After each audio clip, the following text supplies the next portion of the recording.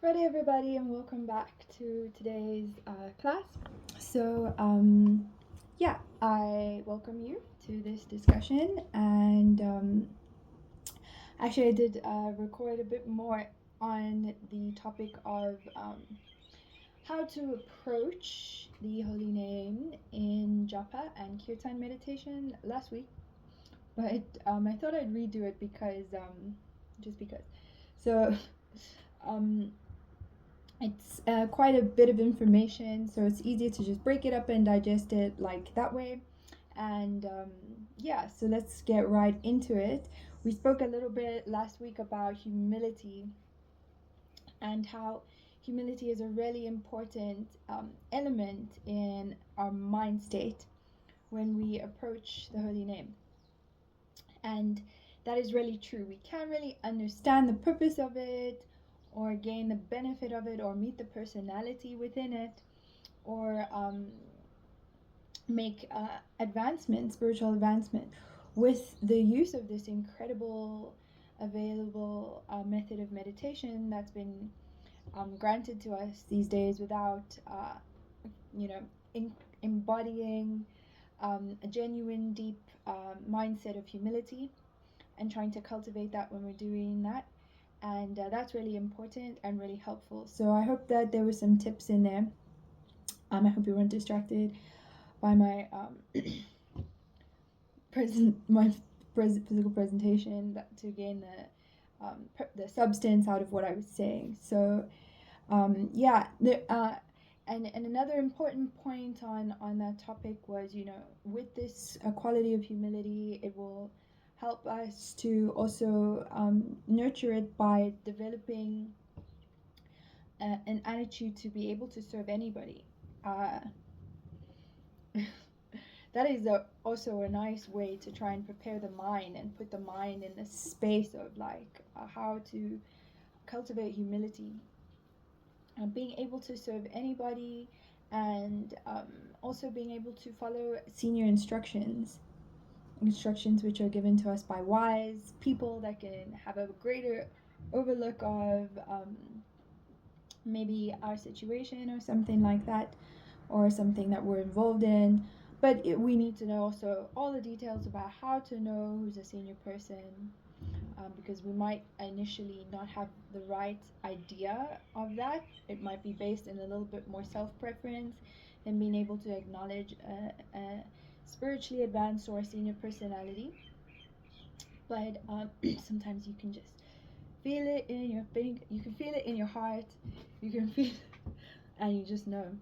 So yeah. So in the next part of this discussion, we're just going to look a little bit more at the Shikshastakam, which is an amazing 8-verse prayer written by Lord Chaitanya, um, about maybe around 500 or 600 years ago. And we kind of analyzed and looked at quite a little bit into one verse from there last week about being more humble than a blade of grass. And just jumping a little bit forward in this beautiful piece of literature, in the 5th verse, there's another line, and in there, Lord Chaitanya says, "Please pick me up from this ocean of death and place me as one of the atoms at your lotus feet." And this is also a really nice attitude with which we can meditate and situate ourselves in when we're approaching this amazing mantra, because it's like a form of like safety and surrender. And so that's required to meet the personality in the name. You're recognizing the holy name as God, basically, and as a divine power at which we can surrender ourselves to, and take shelter. Putting ourselves at the lotus feet of God is like a very safe place. It's a very humble and a very safe place. There's no safer place, I would imagine, one could take shelter. So that's really what this verse is inspiring, is to take shelter, to have that attitude of like taking shelter. Let the holy name be your safe place and your shelter when you're saying it. and imagine yourself, safely positioning yourself at the lotus feet of the holy name. Um, yeah, and again in the sixth verse, we can also take inspiration from this, because it's like when we do meditation and when we're spiritual seekers and when we're trying to connect with the divine or with God, what do we want out of it? We also, everybody's looking for happiness at the end of the day. Everybody's looking for to be happy, and there's definitely a strong motivation in our spiritual seeking, that we're seeking, to experience deeper levels of happiness and satisfaction and purpose in our lives. And when we find that through a spiritual practice, it's spiritual emotions that we're experiencing. We can actually desire, a lot of people desire to experience these spiritual emotions. Some people are incorrectly seeking it through different means, like through drugs and things like that.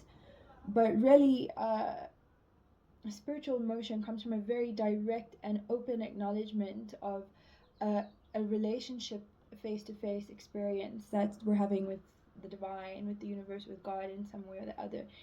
Then we know that the emotions that we're experiencing are spiritual and not material. So we can kind of pray to have more spiritual emotions, and pray to get that spiritual ecstasy and deep kind of happiness and bliss. We want to have deeper, more meaningful, more lasting, more profound experiences of bliss. And really, this mantra is something that can actually give that to us. The more attentively and the more focused we are when we're chanting it on all of these things, the more that actually can happen, really, in terms of even spiritual emotional experiences. So that's also some way to approach it, is like, please allow me to have these deep spiritual emotions, and relish in my emotional relationship with meditation, with God in meditation. So that's really quite amazing. We want to try and constantly remember when we're chanting the mantra what it is. That's really, like, that's attentive. That's what attention is trying to really remember that this, is literally the sound version of the most divine, highest, purest, spiritual creator God energy. The highest form, the purest form, directly present with you in that moment.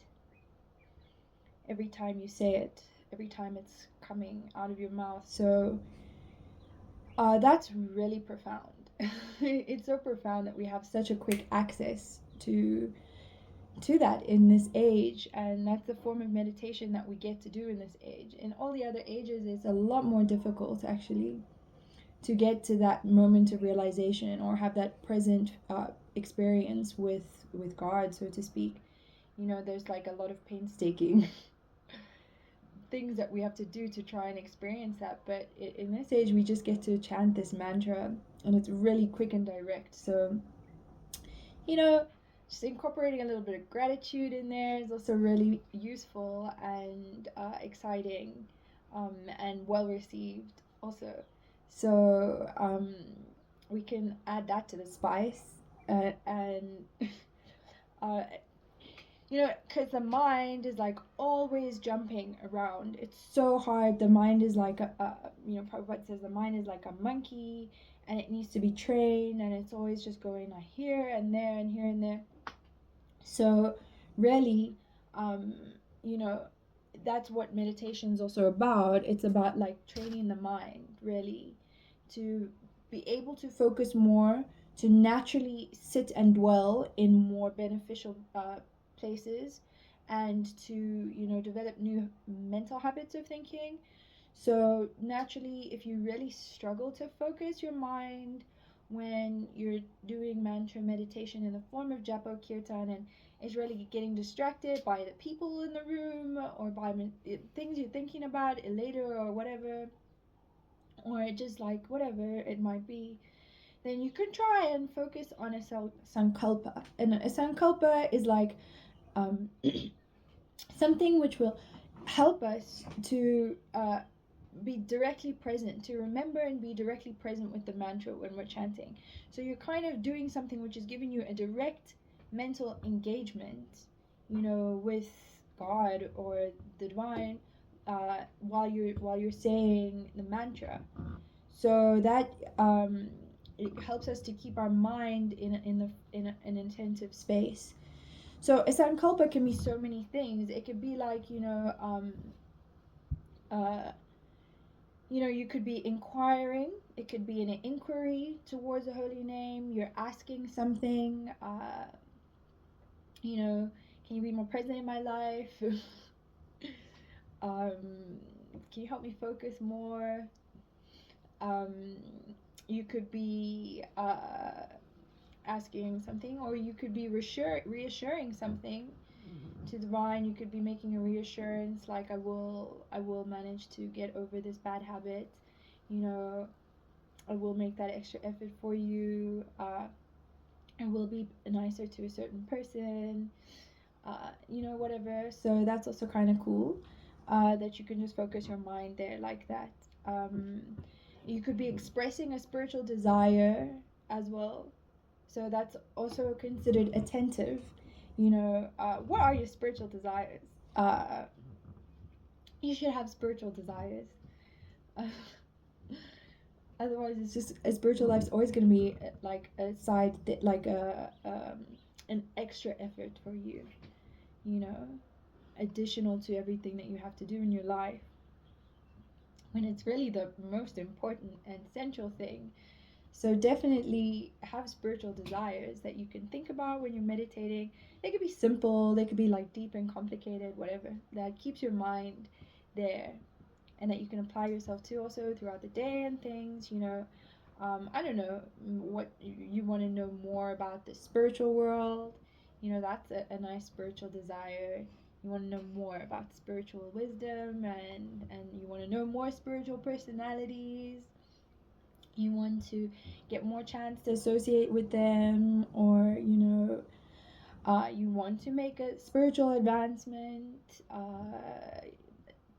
You know, you want to become more wise and more like a Dira. A Dira is someone who's very like sober and controlled. You want to learn more skills in the art of bhakti yoga. In the art of love, spiritual love. You want to go on a pilgrimage. That could be a spiritual desire, something practical. I want to be able to go to the temple more. I want to go on a pilgrimage.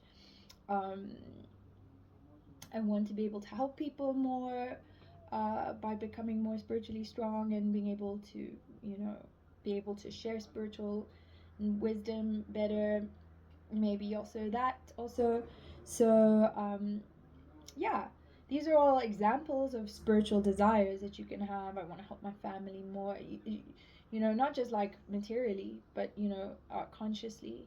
So those are nice things that you can also focus on when you're doing mantra as a sankalpa.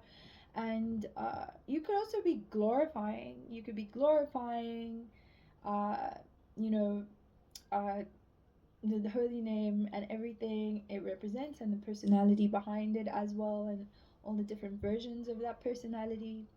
You could be showing glorification and admiration in words of praise in your mind at that point, and that's really nice. That's really beautiful. Or you could be one second.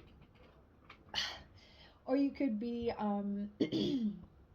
you could be appreciating the holy name or God for something in that moment, saying thank yous. And that I find is really empowering in so many areas of life, to just constantly find things to be grateful for and verbalize, as we said in the previous session, that humility also is that ability to genuinely glorify and admire other people, and out loud, even in your mind and out loud. So, showing gratitude to guru that you for the gurus and the teachers that you have in your life, for the sadhus and this association of spiritual people or people that help you or bless you in some way or other.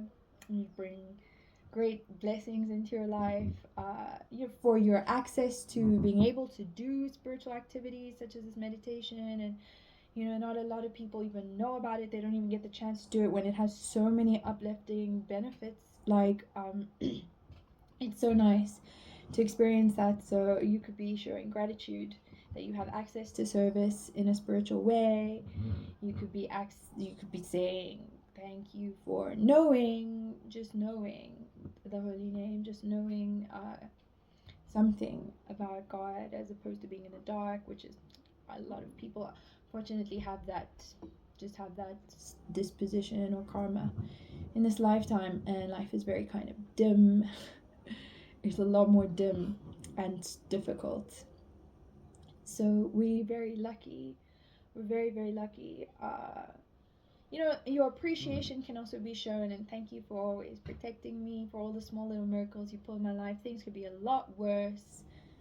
If you didn't sometimes think about the ways in which God or the universe softened blows for you, or gave you, easy ways to deal with things through people or just fortune or something, skills, for bringing blessings into your life, for all of the good fortune that you've ever had. You'd be showing appreciation for that as well. And that is a nice meditation. Those are really nice sankalpas, just things to focus your mind on when you're doing mantra or japa meditation.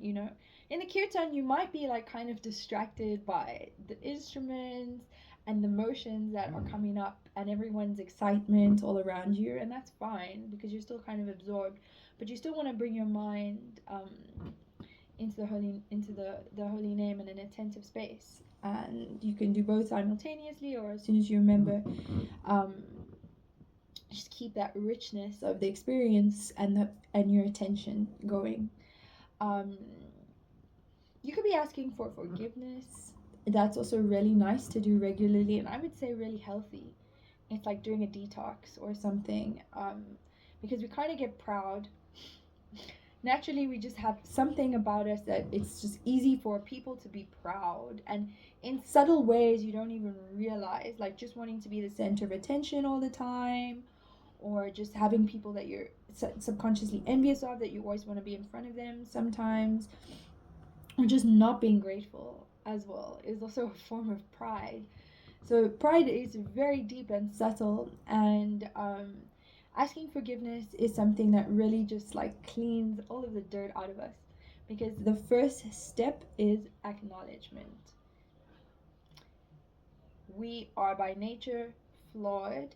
We by nature make mistakes. It's kind of unavoidable as long as we have a material body, we have imperfect senses, we have a cheating propensity. Everybody naturally has this urge to cheat, to lie, to cheat, to gamble in some kind of way, and it's a natural urge that is not good, that it should not be acted on, but it's there. It's one of our flaws, and so many things. It helps us to take responsibility for the things that happen in our lives and the things that we've brought into the lives of others, and be more lovable in relationships if we can just ask for forgiveness from people, and ask for forgiveness from universe, from God, in the holy name. Just acknowledge the things that you made mistakes with and that you've gone wrong with and you've been intentional with doing wrong, and just be that open, real person, because we feel like people are going to love us more when we try to portray a perfect version of ourselves to them, but it's less lovable than someone who openly admits their flaws and mistakes and can directly apologize for them and ask for forgiveness for them. That person is far more loved and lovable than a proud person. And sometimes we think people don't know. They don't know, they can't see it, they don't know that we did something wrong or dishonest or cheating or accidentally. So the pride element will just want to cover it up. But no, no, no, no, no. Actually, definitely, people can see it more than you think that they can. Uh, and like, I know, for example, I'm very insightful. People can't lie to me because I can just see through it. But I seem all cute and stuff, but actually, I can see it. Excuse me. Yeah, asking for forgiveness in this personal, safe space with uh, God, with divine energy, is a very, very healing and easy space to be open and honest, in a place where we can receive a lot of insights and realizations that can nourish also the ways in which we approach people after we do a little bit of self reflection with meditation. People that meditate are have are much more self reflective and actually do much better in relationships because they take the time to self reflect. You know, they're not just constantly trying to put out a particular image and don't go back and think about things, um, or plan things a little deeper. Yeah. All right. So we can take this time to reflect and have understandings, develop understanding on certain things. It's not like your mind's just distracted and you're just thinking about anything and everything when you're meditating on with this mantra. No, no, no. What I mean is like focused directly on the presence of God, the personality of the holy name, and the universe, that personality, that greater higher being that you're focusing in your relationship with in that moment, of whose name that you're meditating with, that you're chanting in the meditation. The all of those things centered on that is where our attention is. So understandings in relation with that. Of course, it happens very frequently that when we're doing meditation, like sometimes just realizations on other general things just come into our mind and our heart, on and so that's beneficial. That's kind of like mercy. So definitely accepting and welcoming those experiences, but still bringing the mind back to where it needs to be focused, because it's kind of like if you're not focused on when you're chanting um, the mantra, then it's like I'm talking to you, but I'm not listening to you and I'm not looking at you, and I'm just like talking and talking. It's inattentive, or I don't know if that's a good example, or if it's kind of like, you're eating something but you're not tasting it. You're just thinking about something or planning something. It's just inattentive. You're not appreciating the presence of that personality in that moment. Be present, and it's kind of rude if you're not attentive. So this is a personality, and you don't want to make them feel like second wheel in your mind. Um, so yeah, just spending time gratefully and happily, having gratitude and happiness that you have this opportunity to meditate, that you have this opportunity to chant beautiful mantra, and that you know about mantra, and that you get to chant mantra, and that you get the mercy and all the good things that are the benefits of doing the mantra, having that gratitude and that happy feeling while you're doing it, even if that's just all you're thinking about, and you're just appreciating that in the moment and just being happy. That's also perfectly a great approach to the holy name. So we want to sometimes thank the Panchatattva, which is 5 personalities, that when we give thanks to them, Jai Shri Krishna Chaitanya, Prabhu Nityananda, Shri Advaita, Gadada, Shri Vasari, Gaura Bhaktivinoda, when we thank them, all 5 of them also, then they're the ones that give us the mercy that we experience something when we're chanting the holy name, that we can get that enjoyment and that taste and that like it and want to do it more. So we can constantly also thank them, those 5 personalities, by saying that. And that will also definitely, even just thinking about it, thank you so much for giving me a chance to enjoy and relish and remember and want more of this experience of the mantra. So those are some nice things. Those are some really nice approaches. We could be thinking like about the holy name very personally and on their end. In a more advanced state as well, when we get to know that personality behind this magical mantra more, we could be thinking a bit more about them and not less of ourselves, and like, what are they doing right now? Like, what are you doing right now? You could be asking that, thinking that while you're chanting. What's up? What's up with you? What's good? What's cracking? And you could be wondering how they're feeling. Happy with me right now, or acknowledge their feelings, and have a nice open relationship. Imagine that personality, what they're doing, where they are. If you know some of the pastimes, if you know some of the experiences and the visits to planet Earth and other planets and activities that this personality has undergone, be thinking about that. Some nice reflections on some of those pastimes and stories of activities conducted by the personality in the holy name, and just meditating on that, thinking about it joyously, lovingly, reflectively, self-correctively, etc., etc. Definitely. Yeah. So I think I'll split this into two parts, and that is on just for today, a little bit more on reflections on how to approach the holy name in Japa and Kirtan meditation, with a bit of a reflection on the first class on humility, and a present focus on 2 or 3 verses of the Shikshastakam, a beautiful prayer written by a personality called Lord Chaitanya, and remembering the presence of what the holy name represents. And Sankalpa is things we can focus our mind on to remain in that present state of presence with the personality in that mantra. It's doing all of the magical things. So yeah, in the next session we'll speak a bit more about like why in this time that we're living in, how to also deal with those aspects of why this mantra, and how to deal with in this time. Say that twice. And tolerance. So we'll go on that, and also false prestige, a blown up, puffed up false sense of who we are that's bigger than what it really is, or just not the true reality, and how those things mentally to adjust ourselves to get the best out of this experience. Okay, so